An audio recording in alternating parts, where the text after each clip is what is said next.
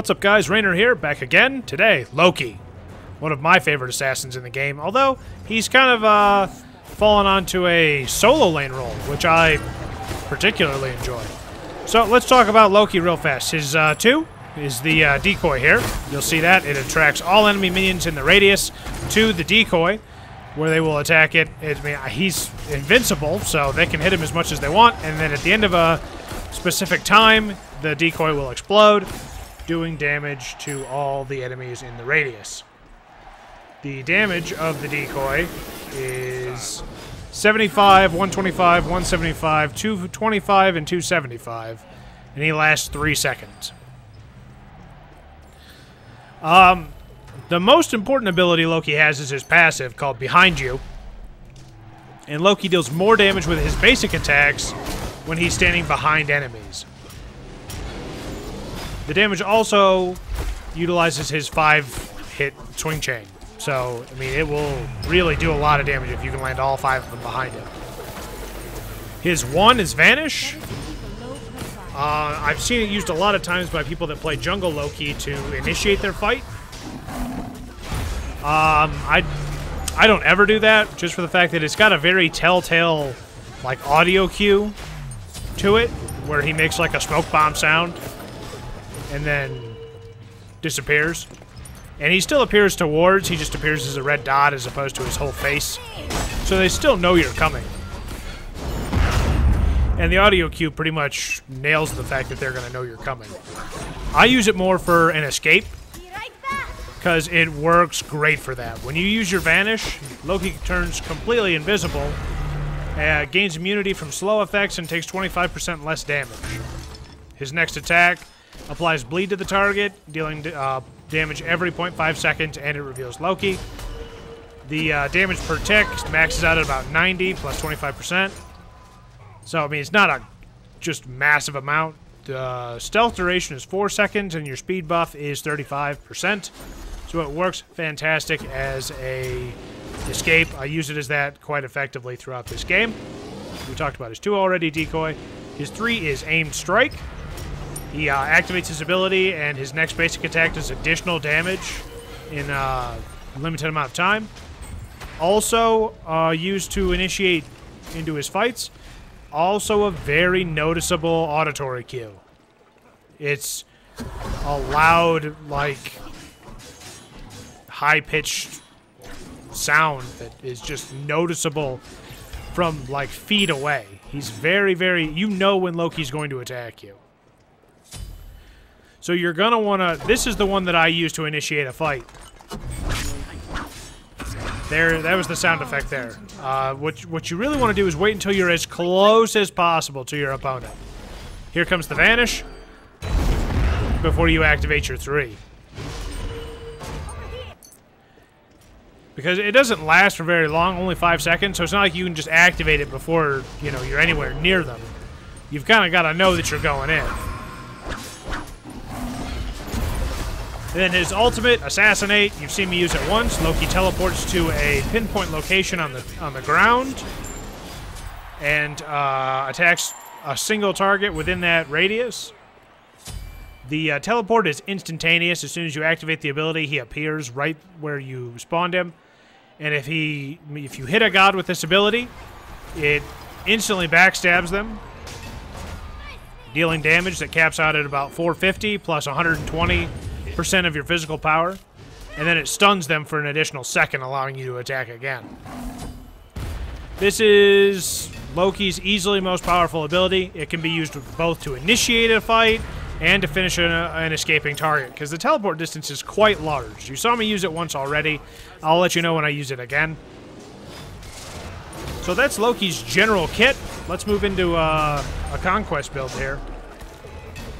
And it's my opinion that your Loki build can be the exact same for Arena or Conquest. It really is up to you.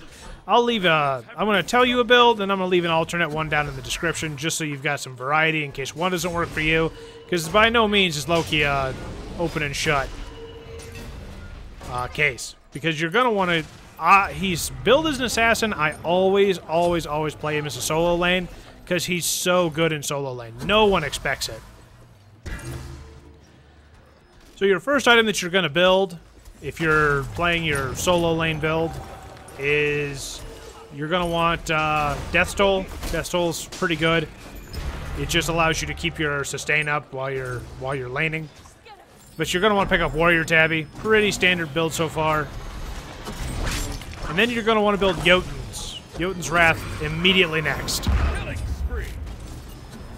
Just because Jotuns will allow you to get the extra cooldowns on your abilities and allows you to spam them more effectively. And the Jotuns really plays into the very next item that you build, and that is the Hydra's Lament. Hydra's Lament, honestly, I've never built it on any other god other than Loki. But it's basically the physical version of Polynomicon. For the next 5 seconds after you use an ability, your next basic attack will do an additional 50% damage of your physical power. The effect is applied every 4 seconds, so it's not like you can just continually spam, but it will do a tremendous amount of damage. Because usually before you fight with Loki, you always activate an ability first. It's just the way he's played.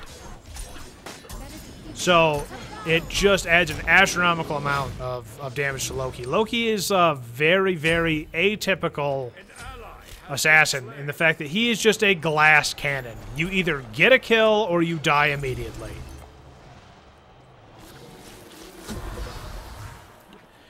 Like, tank Loki doesn't exist because Loki can't be, you can't tank with him and do efficient damage.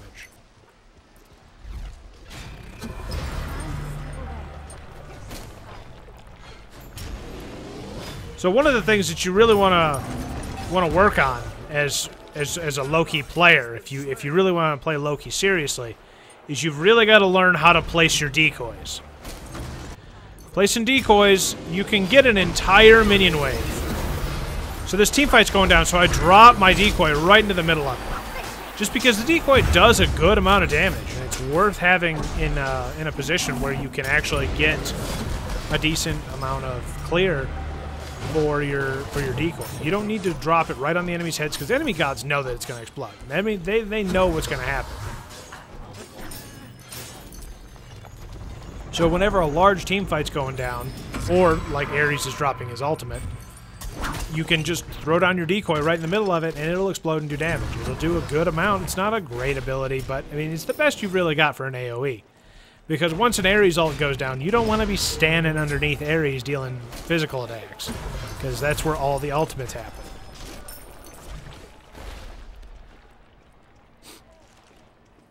So here I'm going to move around to the side, and you can see that I just drop the decoy right in the middle, and then walk up behind the big minion, and just drop all my backstabs on him. That's how you place your decoy. I'm going to drop my ult here on Athena, putting her down.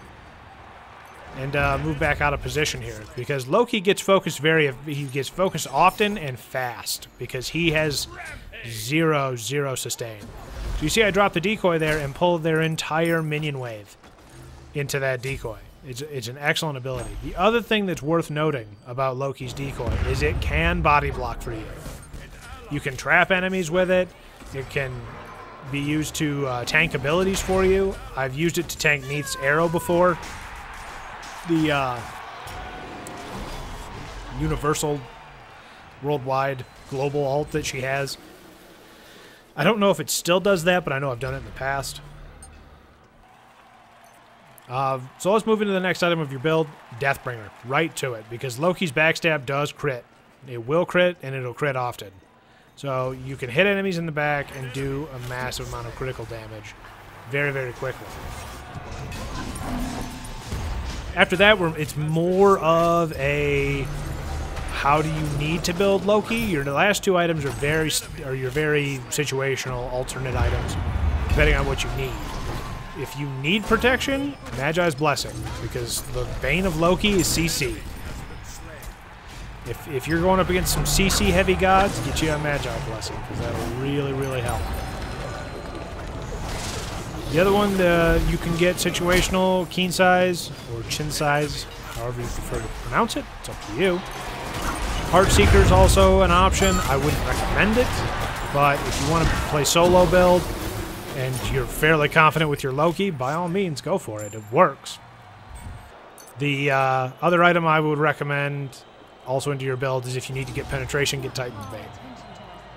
You don't need to build attack speed, because, I mean, Loki, like, they're dead in 2 hits. Or you're dead. That's just the way Loki goes. You can see that I'm going to drop this ult here. Boom. Blam. She's dead.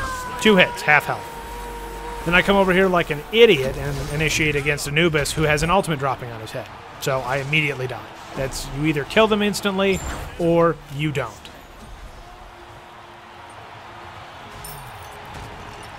For your actives, Creeping Curse is what I pick up because it works very effectively to slow your enemies down, because on the rare occasion that you don't immediately explode them, you need to stop them from getting away.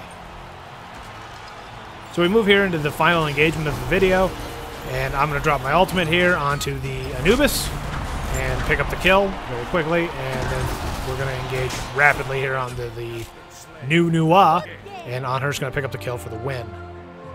Thank you guys for joining me for this video. I appreciate it. If you have any comments, suggestions, or who you'd like to see next, by all means, leave them in the comments down below. This has been Rainer. I'll see you next time.